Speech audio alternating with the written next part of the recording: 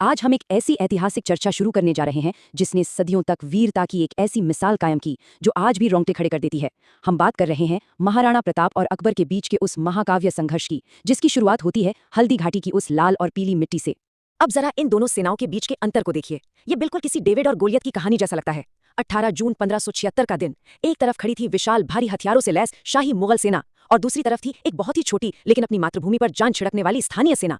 एक संकरे दर्रे में दोनों का आमना सामना होना सच में एक बहुत बड़ा और तनावपूर्ण ऐतिहासिक क्षण था। इस अंतिम टकराव की बुनियाद को समझने के लिए थोड़ा पीछे जाना होगा और देखना होगा कि उस वक्त मुगलों का विस्तार किस तेजी से हो रहा था। 1526 में बाबर के आने से लेकर अकबर के आक्रामक विस्तार तक अगर ध्यान दिया जाए तो मुगलों ने लगभग पूरे राजस्थान पर अपना दबदबा बनाना शुरू कर दिया था। आसपास के कई राज्य या तो कूटनीति के आगे झुक चुके थे या फिर डर के मारे समझौता कर चुके थे। लेकिन इस तेज विस्तार का सबसे विनाशकारी परिणाम चित्तौड़गढ़ के पतन के रूप में सामने आया। 1568 की उस क्रूर घेराबंदी ने मेवाड़ के गौरव पर एक ऐसा गहरा घाव छोड़ दिया जो शायद ही कभी भरने वाला था। वहां की महिलाओं को जौहर करना पड़ा और लगभग 40,000 निर्दोष नागरिकों का कत्लेआम हुआ।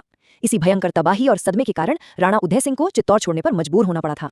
कहते हैं ना कि सबसे गहरी चोट के बाद ही सबसे मजबूत इरादे जन्म लेते हैं। इस हार के बाद भी कुछ ऐसा ही अटूट संकल्प देखने को मिला।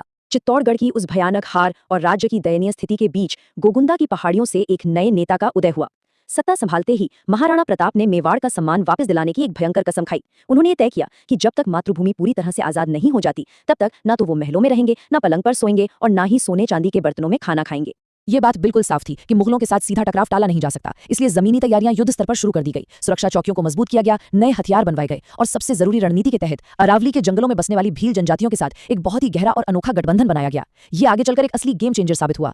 उधर अकबर भी ये बखूबी जानता था कि प्रताप आसानी से झुकने वालों में से नहीं है, इसलिए शुरुआत में कूटनीति आजमाई गई और राजा मान सिंह को बातचीत के लिए भेजा गया। लेकिन यहाँ एक बहुत बड़ा टर्निंग पॉइंट आता है।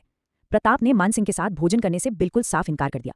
उनका संदेश एकदम स्पष्ट था, जो कोई भी मुगलों का सहयोगी है उसके साथ भोजन नहीं किया जा सकता। इस भारी अपमान ने शांति की आखिरी उम्मीद भी खत्म कर दी और युद्ध पूरी तरह तय हो गया। यही कूटनीतिक विफलता आगे चलकर हल्दी घाटी के उस रोंगटे खड़े कर देने वाले महासंग्राम में बदल जाती है। ध्यान देने वाली बात यह है कि इस लड़ाई में हल्दी घाटी के भूगोल का क्या ही बेहतरीन इस्तेमाल हुआ। दर्रा इतना संकरा था कि दुश्मन की भारी तादाद वहां बिल्कुल बेअसर हो गई। मेवाड़ की सेना ने सुबह सुबह एक ऐसा तेज और औचक हमला किया जिसने तेज गर्मी और ऊबड़ खाबड़ रास्तों के बीच विशाल मुगल सेना की अगली टुकड़ी को पूरी तरह से भ्रमित और तितर बितर करके रख दिया। इस लड़ाई की एक और बात जो वाकई दिल को छू लेती है वो ये है कि ये सिर्फ इंसानों का युद्ध नहीं था, जानवरों की वफादारी का स्तर भी बिल्कुल अलग था। मिसाल के तौर पर प्रताप के बेहद विशाल हाथी राम प्रसाद को ही लीजिए। मुगलों ने उसे पकड़ तो लिया, लेकिन इस बेजुबान जानवर ने ऐसी वफादारी दिखाई कि 18 दिनों तक ना कुछ खाया, ना एक बूंद पानी पिया। उसने भूखे रह के अपनी जान दे दी, पर दुश्मन का खाना कबूल नहीं किया। अब आते हैं उस क्षण पर जब युद्ध अपने सबसे रोमांचक चरम पर पहुंच गया था। महाराणा प्रताप ने अपना निशाना सीधा मुगल सेनापति मान सिंह पर साधा। उन्होंने अपने जांबाज घोड़े चेतक को सीधा मान सिंह के हाथी की सूंड पर चढ़ा दिया और भाले से एक ऐसा जोरदार प्रहार किया कि बस मान सिंह तो हौदे में छुपकर बाल बाल बच गया। लेकिन युद्ध के मैदान का ये दृश्य इतिहास के पन्नों में हमेशा के लिए अमर हो गया। प्रताप के इस रौद्र रूप के सामने दुश्मन सेना बिखरने ही वाली थी। तभी एक हताश मुगल कमांडर मेहतर खान ने एक ऐसा मनोवैज्ञानिक दाव खेला जिसने पूरा खेल ही पलट दिया। उसने जोर जोर से नगाड़े बजवाकर ये झूठी अफवाह फैला दी कि खुद बादशाह अकबर एक बहुत विशाल सेना लेकर मैदान में पहुंच रहे हैं। ये वाकई हैरानी की बात है कि इस एक झूठी अफवाह ने मैदान छोड़कर भागती हुई सेना में वापस एक नया जोश भर दिया। ऐसे में जब मेवाड़ की सेना छोटी पड़ने लगी और स्थिति पलटने लगी तो प्रताप को सुरक्षित निकालना सबसे जरूरी हो गया था। इसलिए उनके वफादार सेनापति झाला मान सिंह ने उनका शाही छत्र खुद पहन लिया और मुगलों का ध्यान अपनी तरफ खींचकर वीर गति प्राप्त की। और इसी बीच बुरी तरह घायल होने के बावजूद वफादार चेतक ने एक विशाल खाई को छलांग लगाकर पार किया और अपनी आखिरी सांस लेने से पहले महाराणा प्रताप को सुरक्षित पहाड़ियों तक पहुंचा ही दिया। हल्दी घाटी के मैदान से भले ही एक सामरिक वापसी करनी पड़ी हो, लेकिन संघर्ष खत्म नहीं हुआ था। इसके बाद रणनीति पूरी तरह से बदल गई। अरावली की दुर्गम पहाड़ियों को अपना हथियार बनाते हुए एक गुरिल्ला युद्ध यानी छापामार युद्ध की शुरुआत हुई। ये छोटी, अचानक और बहुत ही तेज होने वाली ऐसी झड़पें थीं जो पलक झपकते ही दुश्मन पर टूट पड़ती और फिर जंगलों में गायब हो जाती। इस अनोखी रणनीति ने विशाल शाही सेना को उसी के जीते हुए इलाकों में पूरी तरह से कैद करके उनका मनोबल तोड़कर रख दिया था। इस थका देने वाली तकनीक का सबसे असरदार नतीजा निकलकर सामने आया दिवेर के युद्ध में। हल्दी घाटी के 6 साल बाद 1582 की इस निर्णायक जीत में 36,000 दुश्मन सैनिकों को मेवाड़ की सेना के आगे अपने हथियार डालने पड़े। ये आंकड़ा अपने आप में बहुत ही विशाल है और इस शानदार वापसी के दौरान युद्ध कौशल की एक ऐसी घटना दर्ज हुई जिसे सुनकर वाकई रोंगटे खड़े हो जाते हैं। मैदान में प्रताप का सामना मुगलों के एक क्रूर और अजेय माने जाने वाले कमांडर बहलोल खान से हुआ।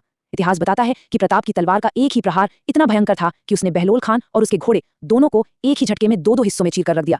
ये किसी साधारण टकराव की नहीं बल्कि एक अमर ऐतिहासिक गाथा है जो आज भी गूंजती है। वर्षों की जद्दोजहद के बाद भी विशाल सेना इस भयंकर योद्धा को कभी पकड़ ही नहीं पाई। आखिरकार साम्राज्य को थक हार कर अपना ध्यान दूसरी दिशाओं में लगाना पड़ा। इस गाथा का एक बहुत ही भावुक पहलू दरबारी कवि दुर्सा आढ़ा बताते हैं।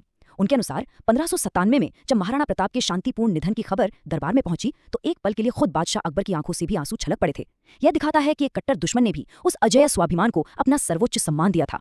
आज की इस विश्लेषण को समेटते हुए इतिहास हमारे सामने एक बहुत ही गहरा सवाल छोड़ जाता है। क्या सच्ची जीत का पैमाना हमेशा इस बात से तय होता है कि किसने कितनी जमीन पर कब्जा किया, या फिर सच्ची जीत उस आजाद और अजय भावना का नाम है जो कभी किसी के आगे घुटने नहीं टेकती? इस ऐतिहासिक पहलू पर गौर करना सच में बहुत दिलचस्प है। इस विश्लेषण का हिस्सा बनने के लिए बहुत बहुत धन्यवाद।